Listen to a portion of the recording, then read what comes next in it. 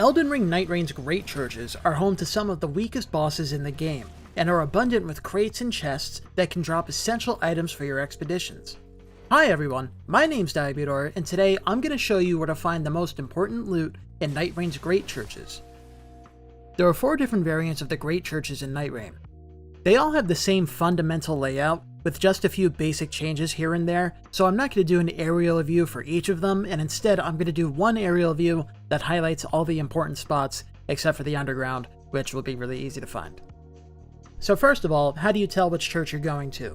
If you look on your map and the church icon does not have an affinity next to it, then it'll either be a Guardian Golem or a Mausoleum Knight as the boss. You can tell it's a Guardian Golem if it's got the weird gray stuff on it, which you can see from a distance on this tower here. And if it has that, it'll be a Guardian Golem. If it doesn't have that, it'll be a Mausoleum Knight. And then the fire icon will always be a Fire Monk, and the sacred icon will always be Oracle Envoys. So now that you know what to expect when you get to the church, we can look at the layout for each of them. So the most important spot is spot number 1, which you see marked on the screen right now. In most of the churches, this is where the big metal chest will be, which has a higher chance of dropping uncommon and rare items, and it's usually where you'll find a Stonesword Key. The exception are the sacred churches, where you'll find it up in spot number 4 instead. So like I said, spot number 1 with the main altar is going to be our reference point. From there, you can go up the scaffolding on the outside of the church, and that'll bring you up to spot 2 and 3. There may or may not be loot depending on which church it is. Sometimes it'll be corpses, sometimes it'll be chests. The specifics don't matter because you're going to want to check them anyway on your way to spot number 4 and spot number 5, which you'll see in the next image. The point is, you want to check these spots when you loot the church. After spots 2 and 3, if the church has it, then you can move on to spot 4. Spot 4 will either be another large chest, or it'll drop sacred seals, which are good if you're someone like Revenant with high faith and you want incantations to cast. And then here, we have a view of the church from the other side, where you can see from spot 4, there's going to be another thing of scaffolding that'll take you over to spot 5, where you'll find things like corpses, crates, and possibly a wooden chest, depending on which church. I'm not going to go through the effort of listing every single one here, but the point is, if the spot 5 is there, check it out because there can be loot. So now let's actually look at the loot inside the churches. First up are the Guardian Golem churches. In spot number 1, you'll find a metal chest, which will usually have a Stonesword Key, and will drop common and uncommon weapons and consumables. From there, you can climb up the scaffolding and go to spot number 2. In the Guardian Golem church, there won't be any loot here, but there's a couple bats you can kill for some runes. Go across the wooden bridge thing to go over to spot number 3, where there's more bats and there's a corpse that can drop weapons and stuff. And then in spot number 4, you'll find another corpse and a box that drops sacred seals, so that if you need incantations, that's a good place to check. And then on the corpse, there will be weapons and consumables, most likely. I've seen some of these corpses drop Stonesword Keys, too. And then from there, go around the corner again, and at spot number 5, you'll find a wooden chest, which can drop good stuff, like uncommon consumables, for example. And there are also crates on the big wooden platform here, and another corpse to loot.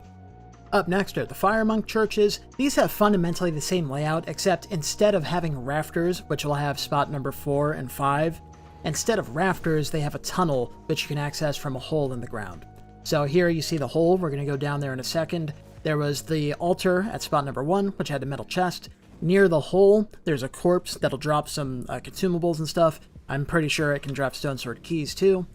If you climb up the scaffolding outside, you can go to spot number 2, where there's a couple enemies and there's a corpse that can drop common and uncommon stuff and probably Stonesword Keys. And then if you go across the wooden bridge over to spot number 3, there should be a wooden chest, which can drop decent loot as well.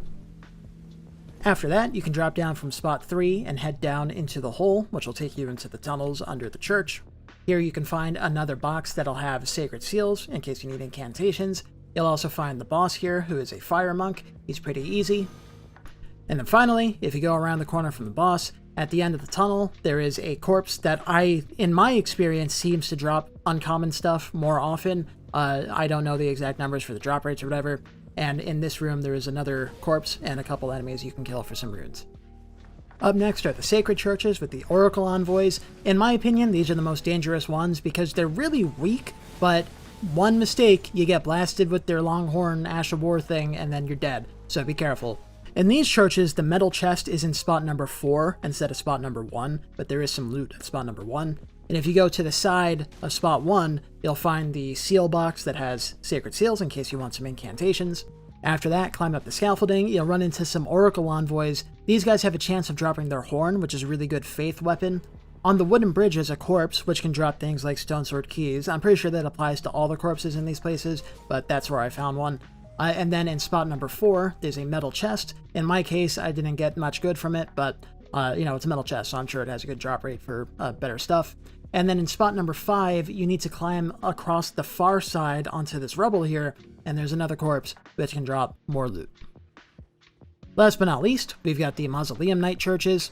So in spot number 1, there's a metal chest, which can drop things like Stonesword Keys, so make sure you check that one out. There's also a corpse here, which to me seems to consistently drop weapons, though it's probably just like placebo effect or whatever, I don't know the actual drop rates.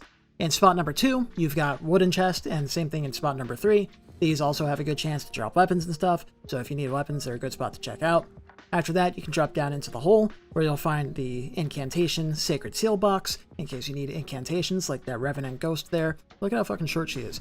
And then after that, there's the Mausoleum Knight, who is the boss of the church, so you kill him and get, your uncommon loot from him. And then in the same tunnel as in the Fire Monk Church, there's another corpse that seems to have a better chance of dropping uncommon gear. And this time there is a chest in the room that has the extra bad guys who you can kill for runes. So that's just about it for the great churches in Elden Ring Nightreign. There are some things that I left out, like there's the courtyard around the church that can have like corpses and some of them or whatever, but they're not super worth checking out in my opinion. The main things you want to go for are the chests and the sacred seal boxes, because those are usually what have the valuable loot. But yeah, so I hope you find this helpful. Please leave a like, share the video, and consider subscribing because it really helps me out. My name is Diabetor, and I will catch you later.